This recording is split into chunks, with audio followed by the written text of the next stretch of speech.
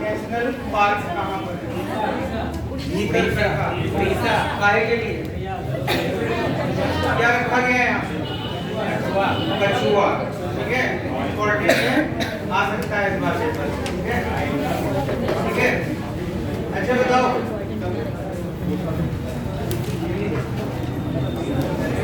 Stockholm सम्मेलन कहाँ हुआ था? स्टॉकहोम सम्मेलन की संडे को 5 बजे से सिर्फ हमारी क्लास रहेगी। आज नहीं, सॉरी 8 बजे से। ज्यादा एक्साइटेड हो गए। 8 बजे से, कितने बजे से? 8 बजे से। जिनको ईवीएस नहीं आती है वही लोग आएंगे, जिनको ईवीएस आती है उनके लिए कोई जरूरत नहीं है क्लास। ठीक है, जिनको ईवीएस का ई भी नहीं आता और जिन्हें 30 में 30 करना है वही लोग उपस्थित रहेंगे। और खा पी के आइएगा और कोई नहीं मिलेगा, सिर्फ हम ही मिलेंगे संडे को। ठीक है, पूरा एक दिन में 30 का 30। और सुनिए, जिस सब्जेक्ट में आपका सिलेबस ना पूरा हो हमारा छोड़ के, हमारा काम नहीं है, हम ही बोल पाए हैं। ठीक है, तो अब आप अंतिम 2 संडे बचे हैं।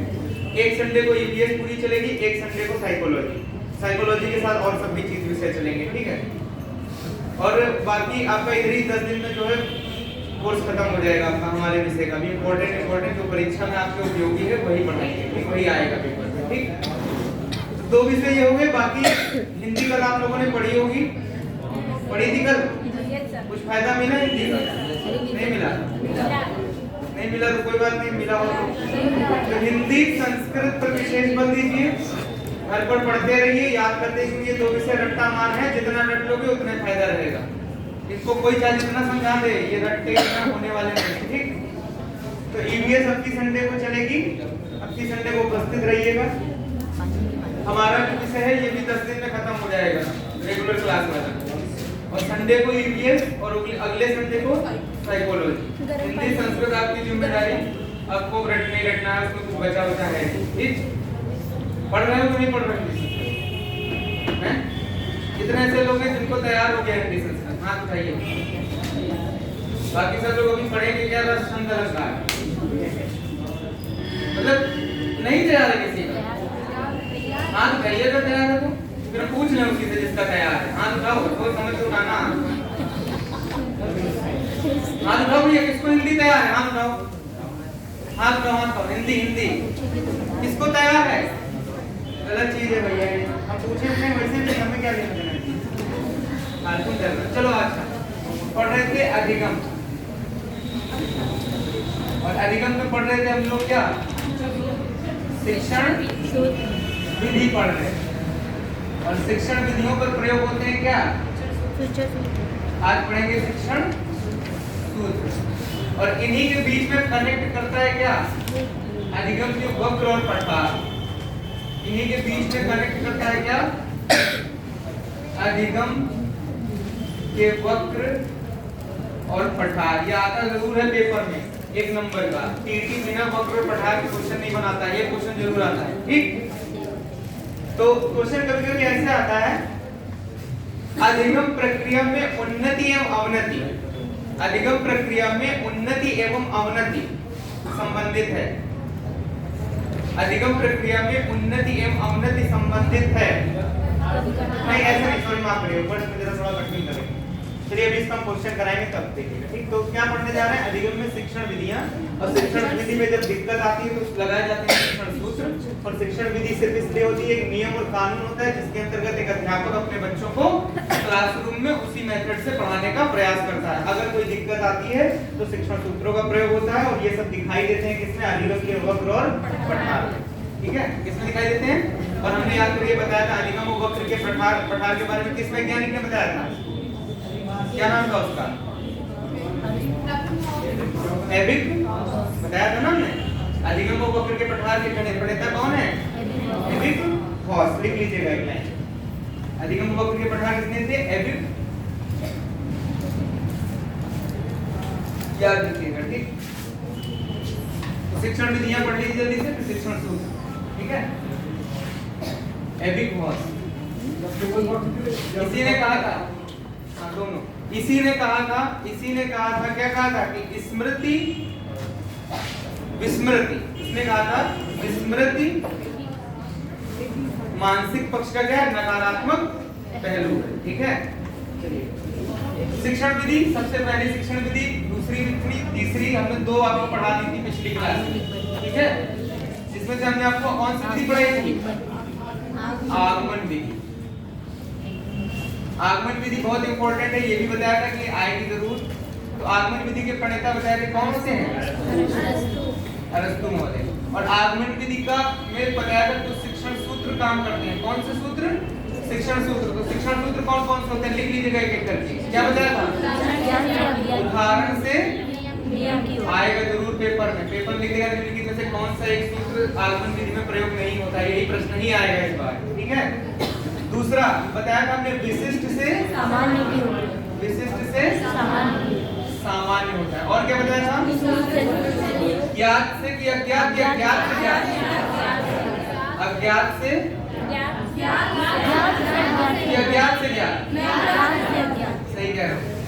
अज्ञात से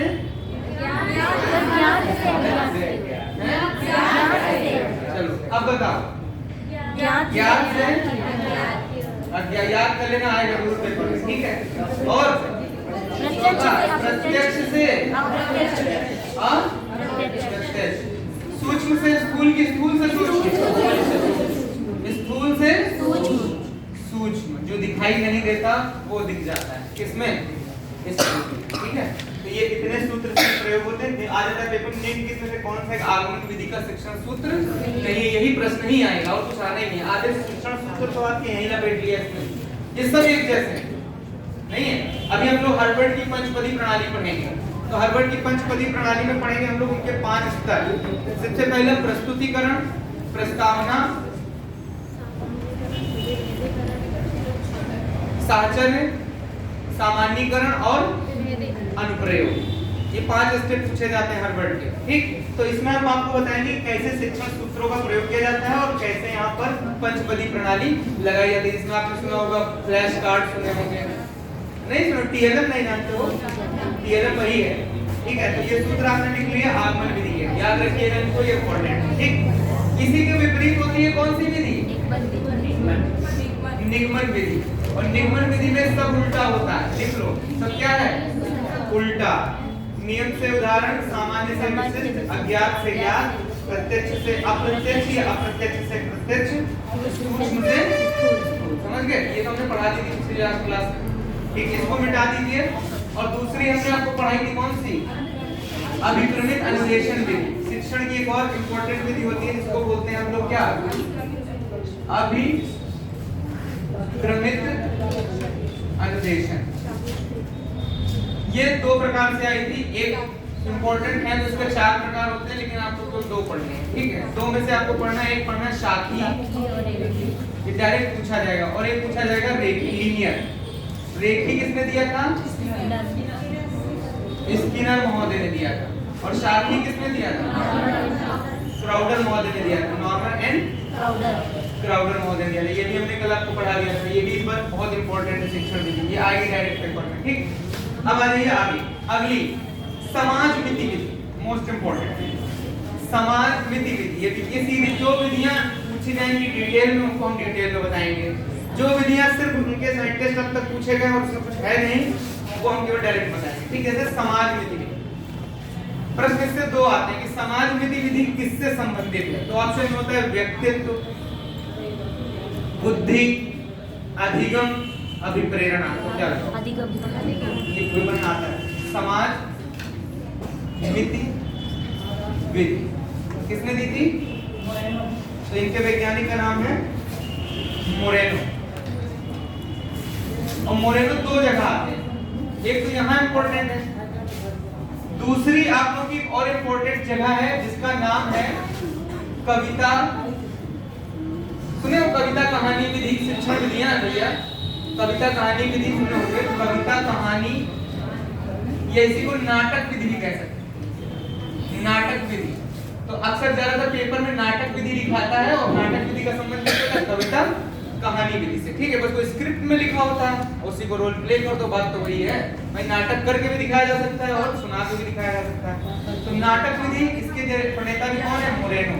लिख लीजिए, प्रश्न आ जाए नाटक विधि के प्रणेता कौन है? ये सब विधियां हैं, जितनी शिक्षण में अब तक पूछी गई विधियां हैं इंपॉर्टेंट जो आने वाली है वही दिखा रहे हैं। शिक्षण विधि का मतलब है जो पेपर में आएगी वो आपको लिखवा रहा हूं पेपर, इसलिए याद रखना। समाज विधि विधि बहुत पूछी जाती है, ठीक है, तो क्या बताएंगे? मोरेनो, याद रखिएगा, बहुत इंपॉर्टेंट है समाज विधि, अभिक्रमिक अनुदेशन की तरह। एक तो अक्सर पेपर में आ जाता है, ये अभी आपको दिखाएंगे कहां पे आती है। ठीक, अगली विधि लिखिएगा मोस्ट इंपॉर्टेंट। अच्छा, अगर ये लिख लिए हैं तो एक विधि और लिख लीजिएगा, नाटक विधि की तरह एक विधि है पर्यटन विधि। कौन सी विधि? पर्यटन विधि लिख लीजिए, या शैक्षिक भ्रमण विधि भी लिख सकते हैं, पर्यटन या शैक्षिक भ्रमण विधि। इसके प्रणेता जो है आपके पेस्टोलॉजी, पेस्टोलॉजी जो है इसके प्रणेता, ठीक है, पेस्टोलॉजी। सुनिए, और टेट के बाद 15 दिन हम क्लास कंटिन्यू करेंगे सीटेट की पेडोलॉजी के लिए, ठीक है। 75 क्वेश्चन पेडोलॉजी के आते हैं उसमें, ठीक। अगर पेडोलॉजी कर लिया तो सीटेट निकल जाता है आपको बड़े आराम से।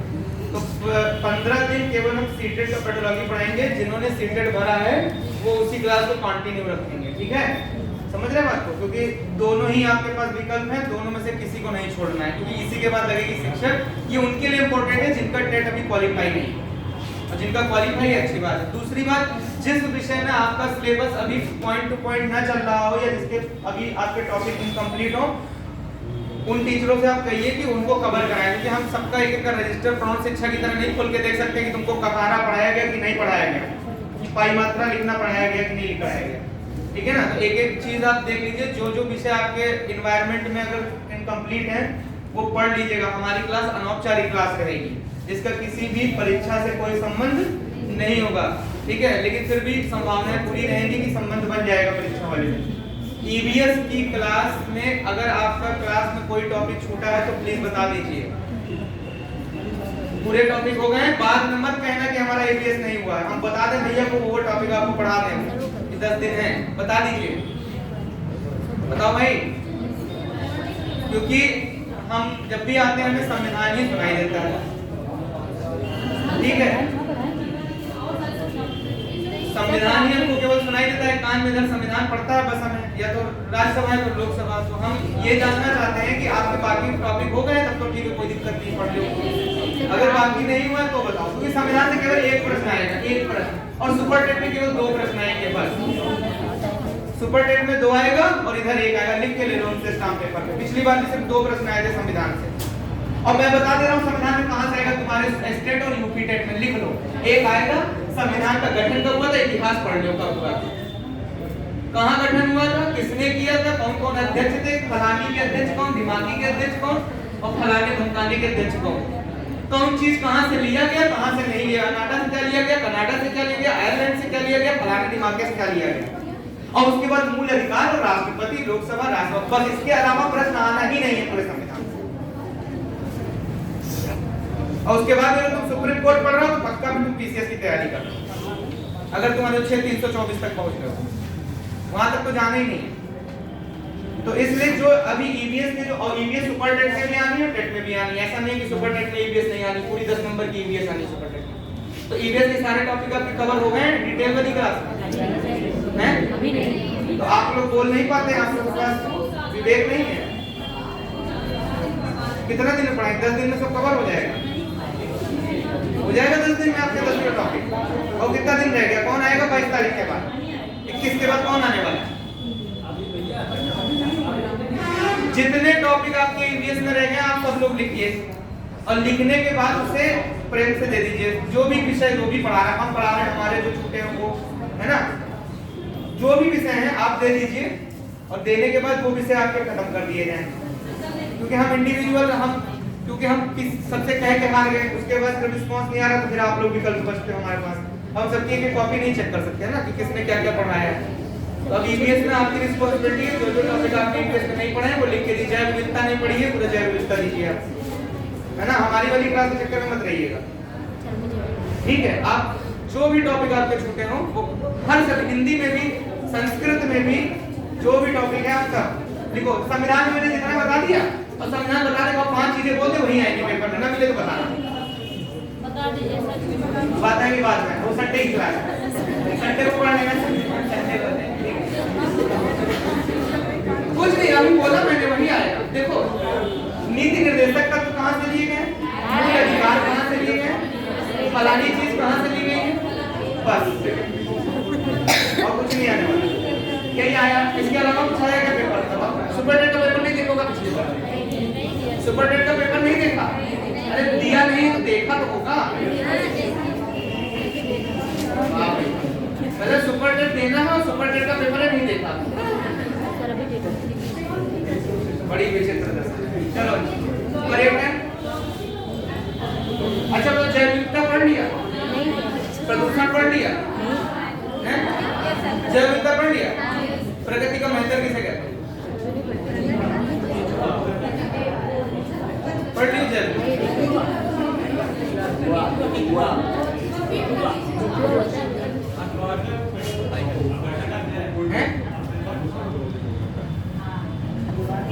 प्रकृति का महत्व नहीं जानते आप हैं? किसको? अर्थात को कहते हैं, डिकम्पोजर भी कहते हैं इंग्लिश में। हमने पूछा प्रकृति का महत्व किसे कहते हैं? सफाई करता, गिनती को कहते हैं। अब बताओ किसने जैव विविधता नहीं पढ़ी? चलो जाओ आ जाओ भैया, आ जाओ। संडे को रहना, संडे को एक भी लड़का गायब नहीं होगा। हाँ संडे, इसीलिए संडे क्लास है। संडे को स्टॉकहोम सम्मेलन तक चलेंगे, स्टॉकहोम सम्मेलन तक, ठीक है। अच्छा बताओ संवहन परत किसे कहते हैं? संवहन परत, ऑप्शन दे रहा हूं सुनो। संवहन परत, अब देखो चुप रहना सब लोग। संवहन परत किसे कहते हैं? ऑप्शन है ट्रोपोस्फेयर, चुप रहना बोलना नहीं, बोल जिसे इंग्लिश में मालूम है। Troposphere, stratosphere, mesosphere, ionosphere,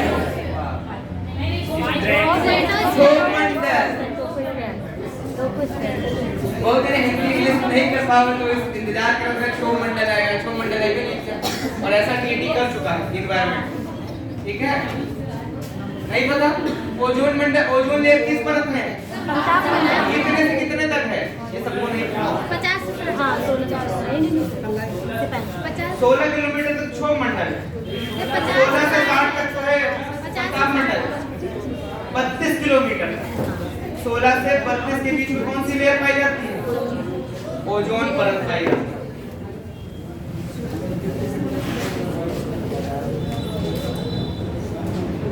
Bharat में किस राज्य में सबसे ज्यादा जैव विविधता पाई जाती है?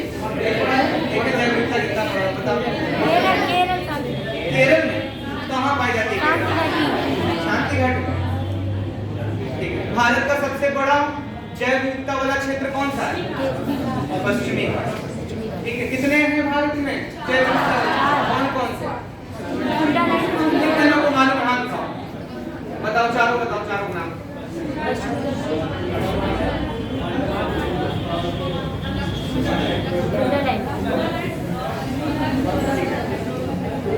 चलो ठीक है, तैयारी है, बढ़िया है, कोई दिक्कत नहीं, करे रहिए तैयारी। यही 2 विषय ऐसे हैं जो पार लगाएंगे टीटी आप।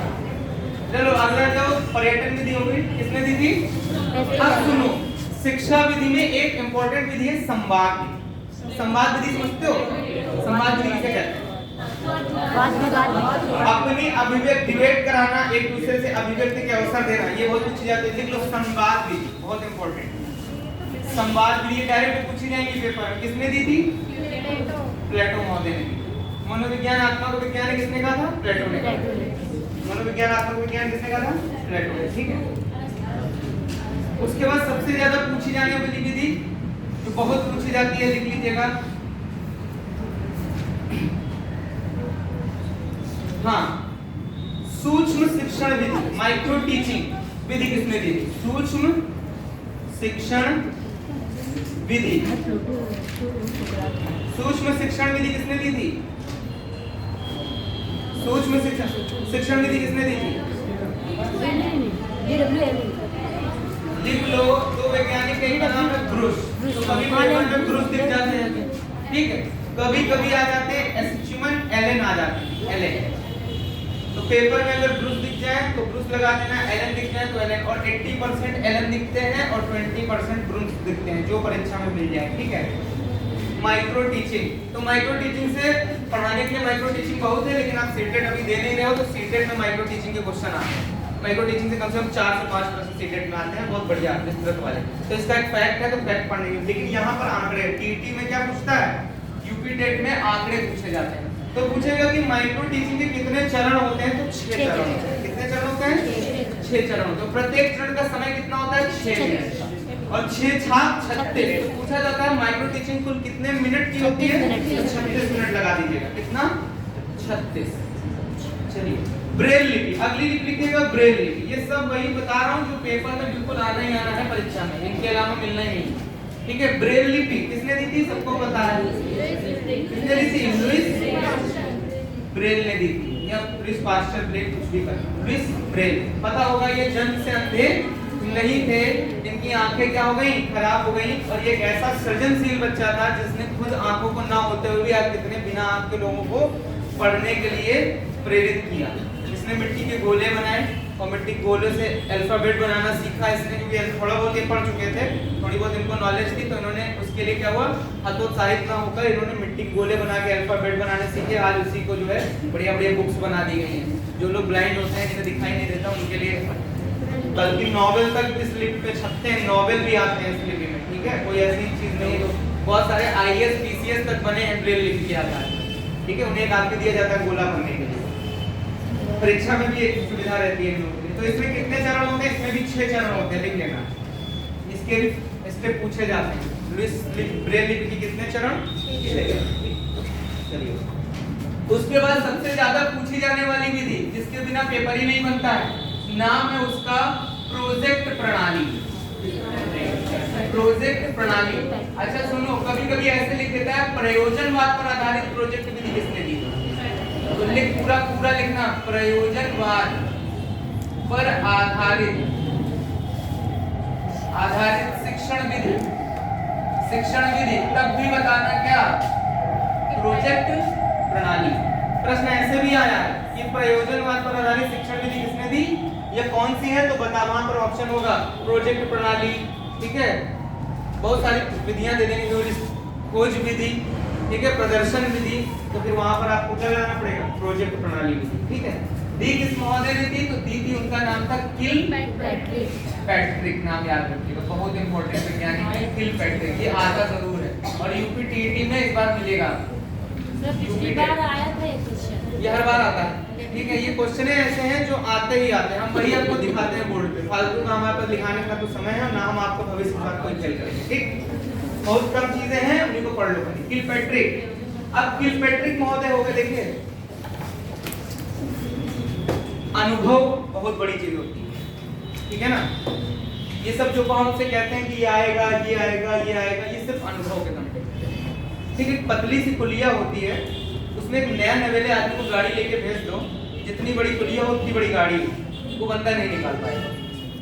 लेकिन अगर उसी पुलिया से कोई 3 बार गुजरा है, उसको तुम बड़ी गाड़ी लेके भेज दो, वो बिना रुके साए साए निकल जाएगा। ये होता है अनुभव। नहीं समझे बात? समझ गए ना? तो सिर्फ एक अनुभव के दम पे हम आपसे कहते हैं कि ये आएगा, ये आएगा, ये आएगा, ठीक। क्योंकि हम 3-4 साल से देख रहे हैं लोग कि कैसे पेपर बनाते हैं, कहां से पेपर बनाते हैं। तो बस मेरा काम ये है कि आप वही गाड़ी चालक हो जो पहली बार उस पुलिया में आया है, और हमें आपके बगल बैठ के बताना है कि बस बस मोड़ मोड़ मोड़ मोड़ मोड़, और नहीं आपने अपने मन से मोड़ा तो सिगरेट नलिया बुझ जाओगे, फिर 3 जने आएंगे उठा के बाहर कराने वाले, ठीक है ना। तो हमारा काम क्या है? मोड़ मोड़ मोड़ मुड़ गया, मुड़ा के कहां पहुंचाना है? मंजिल तक। हम कोई भगवान नहीं है कि हम कोई बहुत बड़े प्रणेता हैं, ये सब हमने खोजा है। सिर्फ हमारा हम क्या है, मार्गदर्शक। शिक्षक क्या होता है? मार्गदर्शक, फैसिलिटेटर होता है। तो हमारा जो है फैसिलिटेटर का काम। तो आपको इंपॉर्टेंट चीज दिखाएंगे, हमारा फर्ज है, हमारा दायित्व है। तो आप बस केवल उसको दायित्व को घर पे रट लिया करिए, बस वही इंपॉर्टेंट। चलिए किलपैट्रिक हो गए। अगली सबसे ज्यादा पूछे जाने वाली विधि है, बहुत पूछी जाती है। पूछा जाता है कि बताओ खेल पर आधारित शिक्षण विधि कौन सी है? खेल पर आधारित, खेल पर आधारित शिक्षण विधि, शिक्षण विधि तो बता देना किंडरगार्टन। किंडरगार्टन, जितने किंडरगार्टन प्ले स्कूल चलते हैं आपके, वो सब इसी मेथड पर चलते हैं, खेल पर आधारित। तो किंडरगार्टन किस पे आधारित है? कभी कभी पेपर में आ जाता है किंडरगार्टन किस पे आधारित है? ज्ञानेंद्रिय प्रशिक्षण पर आधारित है, व्यक्ति भिन्नता पर आधारित है, खेल पर आधारित है, प्रशिक्षण पर आधारित है। तो क्या बताओ? खेल पर है। अगर पूछता है ज्ञानेंद्रिय प्रशिक्षण पर आधारित शिक्षण विधि, तो मारिया मॉन्टेसरी एक प्रणाली और शिक्षण विधि का मॉन्टेसरी प्रणाली। मॉन्टेसरी प्रणाली, मॉन्टेसरी प्रणाली, मॉन्टेसरी प्रणाली किस पर आधारित है? ज्ञानेंद्रिय प्रशिक्षण पर आधारित शिक्षण विधि है, और दिया था मारिया मॉन्टेसरी। बहुत इंपॉर्टेंट है, याद रखिएगा, ठीक है? मॉन्टेसरी, ये दो जरूर पूछ लेते हैं, ठीक? चलिए अब खेल की बात कर ली, तो खेल विधि किसने दी थी? ये भी प्रश्न आता है। खेल विधि के जनक, खेल विधि के जनक, खेल विधि के जनक कार्डवेल कुक। लिख लो, कार्डवेल कुक। लास्ट में हम इस संडे के बाद जो संडे होगा उसमें हम आपको हाईलाइट करवा देंगे कि भैया यही पढ़ के जाओ, यही पेपर में दिख जाएगा, ठीक है? तो जिन बच्चों के पास नोट्स नहीं है, नए हैं, वो किसी पुराने बच्चे की फोटोकॉपी करा लें, क्योंकि उस दिन उसी नोट्स की जरूरत पड़ेगी, ठीक है? क्योंकि इतना समय नहीं होगा कि हम बोर्ड पे लिखवाएं, क्योंकि चीजें बहुत रहेंगी, बस हम सीधे आपको बताते चलेंगे यही पेपर से सही। अब बस उतना पढ़ के चले जाना, एक क्वेश्चन पेपर मिल जाएगा बिल्कुल लिखा हुआ, और मात्र 5 मिनट में लगा लेना। कार्डवेल कुक किसके जनक हैं? खेल विधि के जनक कौन है? कार्डवेल कुक, ठीक? खेल विधि पर आधारित पहली शिक्षण विधि किसने दी थी? फ्रोबेल ने। किसने दी थी? तो किंडरगार्टन किसकी विधि है? फ्रोबेल। लिख लीजिए, ठीक है? चलिए फिर आती है संवाद विधि के बाद आती है प्रश्नावली।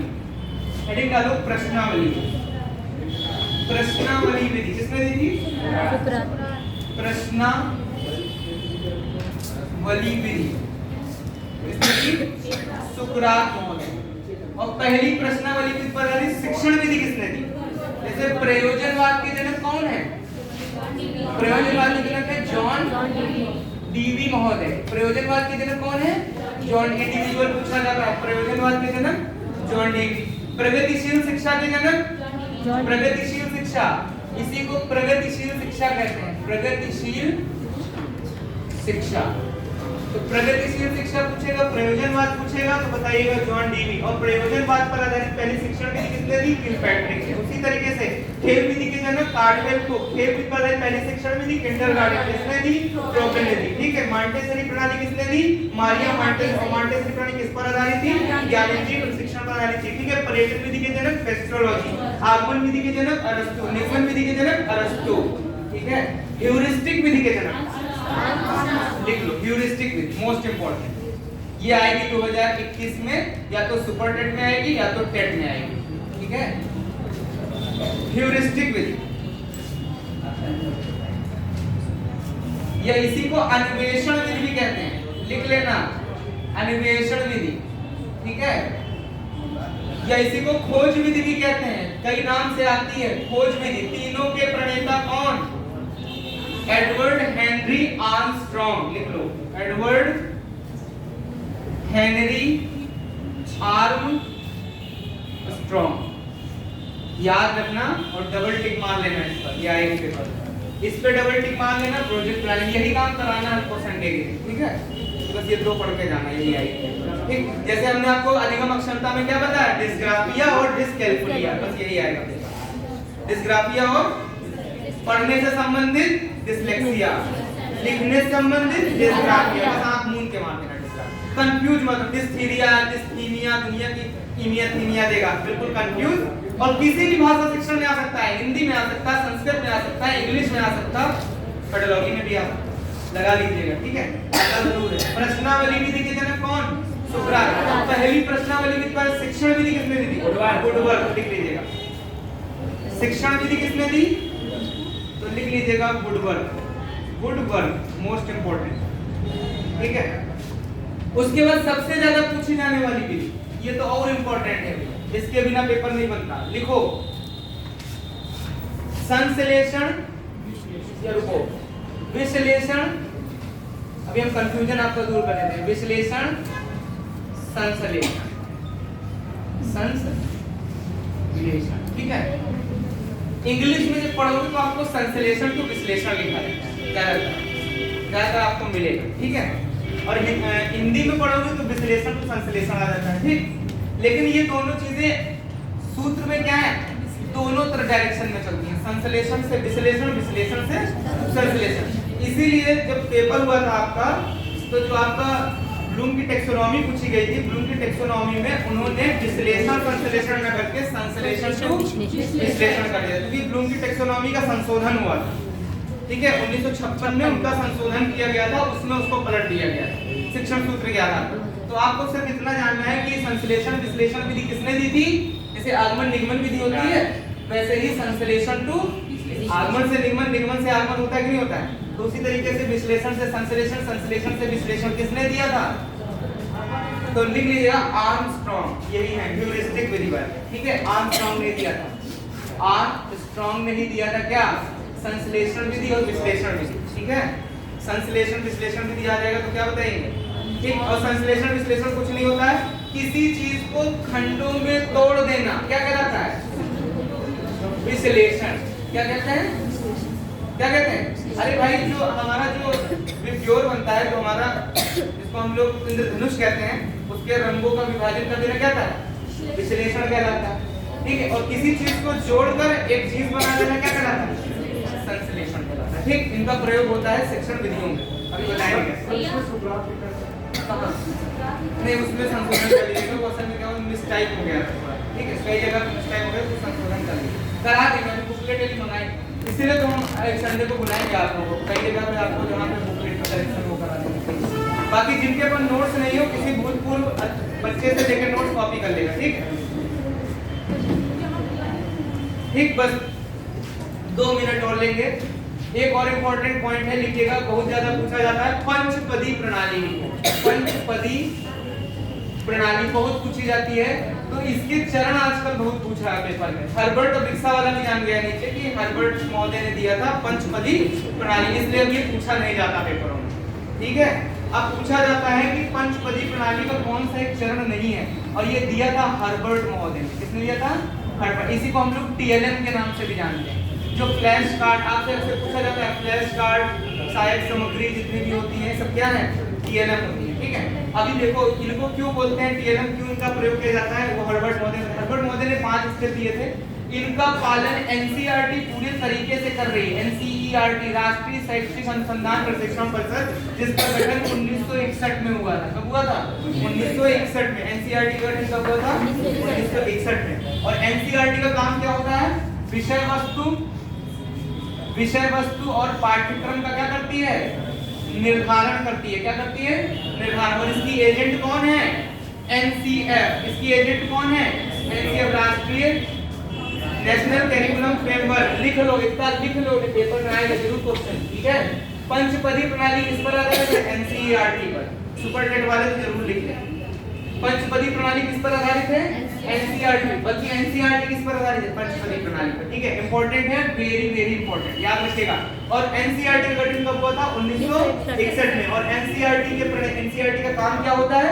विषय वस्तु और पाठ्यक्रम, हर एक व्यक्ति की विशेषता होती है। भले वो कई जगह काम कर लेता है तो उसको लगा दिया जाता है, तुम ये भी कर दो, तुम वो भी कर दो, लेकिन उसकी एक पहचान सिर्फ एक ही चीज से होती है, ठीक है। जैसे महेंद्र सिंह धोनी की पहचान किससे है? विकेट कीपर के तौर पर। काम बहुत कर लेते हैं, फिर बहुत नाम कर दिए गए उनके, फिनिशर भी रख दिया गया, ठीक है। अच्छा कप्तान भी रख दिया गया, जो देखो तो नाम दे रहा है। उसी तरीके से हर एक व्यक्ति का एक दायित्व होता है, लेकिन अगर और स्किल उसके अंदर है, वो और भी काम कर लेता है, तो उसके नामकरण और भी हो जाता है, ठीक।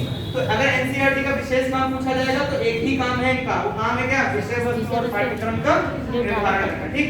NCF इसकी एक विशेष संस्था है, जैसे IUCN की एक विशेष संस्था है WWF। WWF कब आया था? 1961 में। और 1961 में आया था ना WWF। तो उसी तरह NCERT भी कब आया था? 1961 में। और IUCN कब आया था? इंटरनेशनल कंजर्वेशन कब आया है? संरक्षण पर काम करता है। कब आया था? 1948। कब आया था? 1948। ठीक है, संडे को मिस मत करिएगा क्लास, ठीक है? आपके लिए वर्क चल रहा है। और अगर आपने संडे बोला हमारा आज 2-4 लोग मिले तो यकीन मानो कि 1 सब हो गए पेपर बाद में मत कीजिएगा, ठीक? हमको ज्यादा ना खिचड़ी पढ़ानी होती है ना, हमको खाली हमको पता है कहाँ से पेपर है ना। हमने आज तक अपने लिए तो पढ़ा नहीं कभी बैठ के घंटों, तो हम आपके लिए कैसे घंटों पढ़ा सकते हैं? तो हमारा काम सिर्फ इतना है, सीधे क्वेश्चन पेपर में भरवा दें बस, ठीक है? वही कर बोला भरवाना मेरा काम, बाकी पढ़ना आपका काम। तो क्या बता रहे थे हम? हाँ, 1961 WWF कब आया? बहुत इंपॉर्टेंट संस्था है, पूछ सकता है, याद रखना। 1900 क्या काम है इसका? WWF का काम क्या है? वही काम है जो IUCN का काम है। IUCN का काम क्या है? रेड डाटा बुक निकालना। रेड डाटा बुक में भारत के एक पक्षी को दर दिया, नाम है गौरैया। गौरैया कब आई थी? 20 मार्च को। गौरैया कब आई? 20 मार्च को। पानी कब गिरा? 22 मार्च को। कहाँ गिरा? 22 अप्रैल को। और गिरने के बाद क्या हुआ? बहुत सारे पेड़ पौधे निकाला है 22 मई को, ठीक? अब खूब नमी हो गई 2 फरवरी को, 5 दिसंबर को। 2 फरवरी नमी हो गई, है ना? आर्द्रता मतलब नमी हो जाती है। बहुत सारी चीजें हैं, ठीक? और ये 3-4 पूछता है। और जैव विविधता को नहीं पूछा, कभी कोई पूछे नहीं पेपर। सबसे ज्यादा मोस्टली जैव विविधता पूछी जाती है, ठीक है? ये ब्रेक आते हैं बीच में 5-5 मिनट। आप तो सोचते हो बीच में कहाँ घुस गए प्रणाली से, है ना? बीच में ऐड चलते रहते हैं आप लोग। तो 1961 याद है, किसी को कहते हैं शब्द साहचर्य सिद्धांत।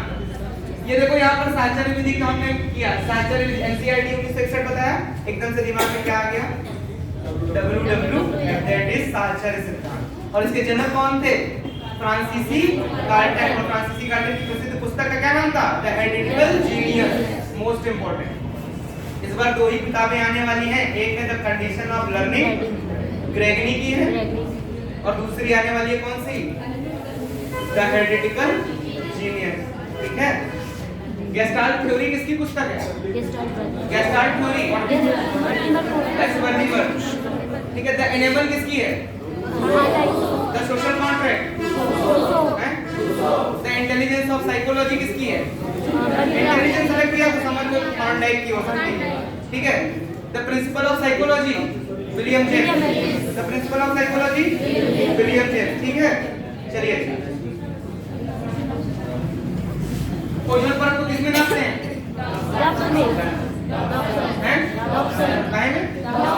क्लियर? मॉनिटरी प्रोटोकॉल किससे संबंधित है? अच्छा बताओ, निम्नलिखित में से कौन सा प्रोटोकॉल ओजोन से संबंधित नहीं है? Vienna protocol, Helsinki protocol, Montreal protocol, बस 3 है, बताओ। लंदन प्रोटोकॉल, 4 प्रोटोकॉल है, बताओ इनमें से कौन सा जो है संबंधित नहीं है? अरे सब संबंधित है, पूछा केवल मॉनिट्रियल जाता और वियना जाता, मॉनिट्रियल और वियना, ठीक है?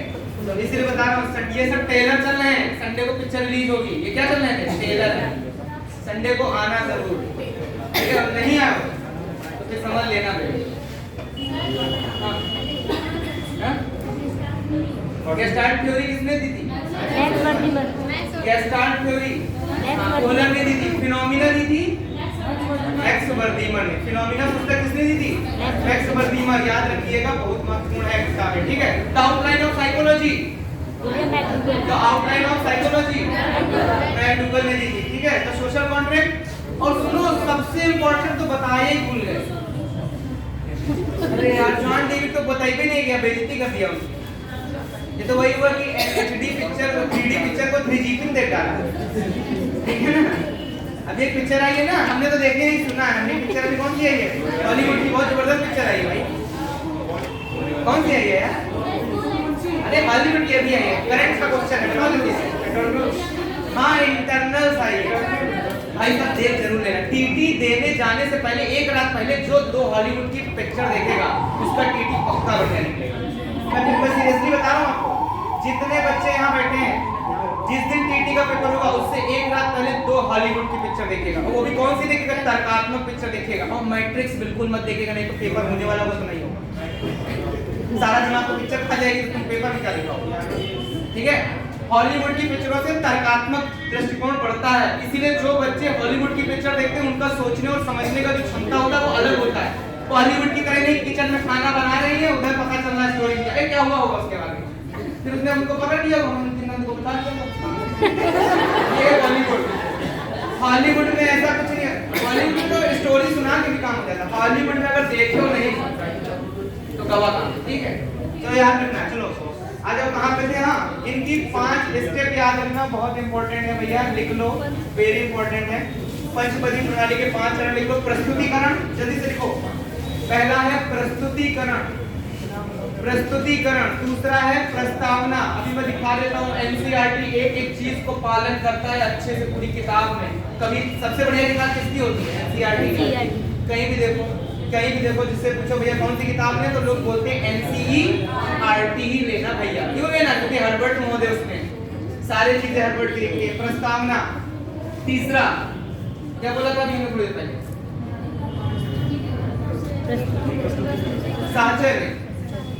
साहचर्य। और चौथा एनसीएम भी उठा ले गया सब चीजों। साहचर्य, और उसके बाद सामान्यीकरण। सामान्यीकरण सीधी सी बात है, जब उसको जनरलाइज कर दिया जाए बच्चों के व्यवहार। सामान्यीकरण। और पांचवा होता है अनुप्रयोग। अनुप्रयोग तो इनसे ज्यादा कोई करा ही नहीं सकता एनसीईआरटी। देखो पांचों चीजें देखो, उससे पहले एनसीएफ को देखो, क्योंकि एनसीएफ का बहुत बड़ा योगदान होता है एनसीईआरटी की किताबों में। सुनो, एनसीईआरटी का गठन 1961 में हुआ था, और एनसीईआरटी किस पर आधारित है? पूरी की पूरी पंचपदी प्रणाली पर। और एनसीईआरटी काहे के लिए? विषय वस्तु और पाठ्यक्रम के सृजन के लिए डिसाइड की गई थी। लेकिन इसकी एक संस्था क्रिएट की गई जिसका नाम था एनसीएफ। एनसीएफ को सबसे पहले उतारा गया था 1985 में, नहीं 1975। सबसे पहले लिखा था 1975। एनसीईआरटी लिखो, बहुत पूछ लेता सबसे पहले। एनसीईआरटी नहीं, सॉरी, एनसीएफ कब आया था? 1975, फिर 1988, फिर आया 2000, फिर आया 2005। ये तीनों सन याद रखना, ढोल के पी जाना। और सबसे ज्यादा यही पूछा जाता है, पहली बार एनसीएफ कब आया? 1975। मोस्ट इंपोर्टेंट क्वेश्चन है ये पेपर का। 1975 में एनसीएफ प्रकट कर दिया था। ठीक है, नेशनल करिकुलम फ्रेमवर्क, राष्ट्रीय पाठ्य रूपरेखा पाठ्यचर्या, एनसीएफ। ठीक है, चलिए बस ये अनुप्रयोग समझ लीजिए, फिर हम हटते हैं। कल शिक्षण सूत्र और ये सब शिक्षण सूत्र बता के ये खत्म करके फिर आपके 4 बड़े विशिष्ट टॉपिक है जो इस हफ्ते चलेंगे। इस हफ्ते मान के पूरा कोर्स आपका लगभग अंतिम चरण में होगा। ठीक है, हाँ सब पढ़ाएंगे, बहुत है। अभी प्रेरणा पढ़ाना है, बहुत सारी चीजें। ठीक है, इनकल्सिव एजुकेशन, समावेशी शिक्षा पढ़ाना है, राइट टू एजुकेशन पढ़ाना है, बुद्धि पढ़ाना है, व्यक्तित्व पढ़ाना है, संवेग पढ़ाना है, अभिरुचि पढ़ाना है, अवधान पढ़ाना है, बहुत सारे इंपॉर्टेंट। लेकिन कितना पढ़ाना है ये हमें मालूम। ठीक है, कितना पढ़ना है वो किताबों में लिखा, पढ़ लो बैठ के आराम। दो फर्क है, वरना हम भी किताब पढ़ने लगे तो हमारे यहाँ होने का मतलब क्या है, और आप लोगों का यहाँ पढ़ने का मतलब क्या है? ठीक, कितना पढ़ाना है वो हम बताएंगे, क्या पढ़ना है वो किताबों में लिखा, पढ़िए। चलिए, प्रस्तुतिकरण, प्रस्तावना। अब एक बार देख लो तो एनसीईआरटी की किताब सब याद आ जाएगा। देखो, एनसीईआरटी जब भी कोई टॉपिक बनाती है तो वो एक बात बोलती है, जरा ध्यान से सुन लो, नहीं फिर पेपर में फिर कभी आ गया ना सीटेट के पेपर में, अक्सर सीटेट के पेपर में यहाँ से क्वेश्चन लगता है, और अगर ये चीज समझे रहोगे तो वहां तर्क चला पाओगे कि यार ऐसा ऐसा होता है तो ऐसा ऐसा करें। आ जाएगा वहां एनसीईआरटी निम्नलिखित में किन तथ्यों पर बल नहीं देती है, वहां पर यही तथ्य होंगे, तब वहां पर फिर हैंग हो जाओगे, क्योंकि एक ज्ञान कहीं ना कहीं काम देता है। इसी को बोलते हैं सकारात्मक अधिगम स्थानांतरण। और कभी कभी उसी क्षेत्र में बहुत विकट ज्ञान देता है तो फिर उसे कहते हैं ऊर्ध्वाधिगम स्थानांतरण। बताया था ना, पढ़ाया था लास्ट क्लास में, ऊर्ध्वाधर। तो ये मत सोचना कि कोई चीज कभी काम नहीं देती, हर जगह कोई ना कोई चीज काम देती। सुनो ध्यान से, प्रस्तुतिकरण। कभी भी एनसीईआरटी किताब उठा लेना, एनसीईआरटी कहता है कोई भी टॉपिक बनाओ, कुछ भी बनाओ, कैसे भी बनाओ, कहीं भी बनाओ, उसका एक उद्देश्य है, बिना उद्देश्य के उसको बनाने का कोई मतलब नहीं। तो प्रस्तावना, सबसे पहले देखो डिब्बा बना रहता है ऊपर, किताब भी देखो एनसीईआरटी, डिब्बे क्या लिखा है? प्रस्तावना। बड़ी बड़ी कि हम इसको क्यों पढ़ा रहे हैं और इसका आने वाले जीवन में आपको क्या उपयोग होने वाला है। समझ गए बात को? तो आई कि नहीं आई प्रस्ताव, प्रस्तुतिकरण? भाई हम भी पढ़ाने आते प्रस्तुतिकरण देते कि नहीं देते? ये पढ़ो, ये टीटी में आने वाला है। हमारा प्रस्तुतिकरण ये होता है, जिनका होता है कि उसका उद्देश्य क्या है, उसका लाभ क्या होने वाला है। उसके बाद आती है क्या? प्रस्तावना। प्रस्तावना, प्रस्तावना का मतलब क्या होता है? अरे प्रस्तावना प्रश्न नहीं पूछते थे, लेसन प्लान बनाते थे, कूद कूद कर श्याम पट्टिकार देने के बाद व्यक्तिगत तौर पर कूद कूद कर एक बच्चे का क्या करेंगे? निरीक्षण होगी। सबसे पहले क्या लिखते थे? प्रस्तावना। लिख लिख के उंगलियां थक गई होंगी। प्रस्तावना याद है? और प्रस्तावना क्या करते थे? प्रस्तावना में हम ये जानने का प्रयास करते हैं कि हमारे बच्चे का लर्निंग लेवल क्या है, हमारा बच्चा हमारे विषय के बारे में क्या क्या जानता है और हमको किस लेवल पर इसको पढ़ाना है। पता चला वो हासिल ले नहीं पाता, सीधे तुम भिन्न के सवाल दे दिए उसको। सब चीजें बहुत जरूरी होती है, इसीलिए प्रस्तावना प्रश्न पहले किए जाते हैं कि हम अपने बच्चे का स्टेटस जान सकें। स्टेटस का मतलब उसका आकलन कर सकें कि हमें किस तरीके से लर्निंग करानी। और सुनो, सूक्ष्म शिक्षण किसके लिए होता है ये भी बहुत पूछा जाता है। जहां सूक्ष्म शिक्षण लिखे वहां जाके लिख लो अध्यापक के लिए, ओनली फॉर टीचर। सूक्ष्म शिक्षण ओनली फॉर टीचर होता है, कभी भी स्टूडेंट के लिए नहीं होता सूक्ष्म शिक्षण। ठीक है, सूक्ष्म शिक्षण से क्या किया जाता है? एक अध्यापक की स्किल्स को निकाला जाता है कि क्लास में आप तरह तरह की व्यक्तिगत भिन्नता के बच्चों को तरह तरह की व्यक्तिगत भिन्नता पर आधारित शिक्षण विधियों से पढ़ाने के लिए क्या हो जाए? तैयार हो जाए क्लास के अंदर। ठीक है, वैरायटी आ जाए, डाइवर्सिटी आ जाए किसके अंदर? क्लासरूम के अंदर, एक अध्यापक के अंदर। कि अगर उसका बच्चा व्याख्यान विधि से नहीं समझ रहा है तो उस अध्यापक के अंदर इतनी कैपेबिलिटी होनी चाहिए कि तुरंत आकलन करके उस विधि को प्रदर्शन विधि में बदल दे। तुरंत जाए तो कछुआ ले आए, कछुआ दिखा दे, वो कछुआ है और ये भीतर कड़िका उद्यान में रहता है और ये उड़ीसा में। समझ में आ जाएगा? समझ गए बात? समझ रहे हो नहीं समझ? चलिए इतनी बात समझ में आ गई। एनसीएफ हो गया। चलिए अब उसके बाद आता है साहचर्य। साहचर्य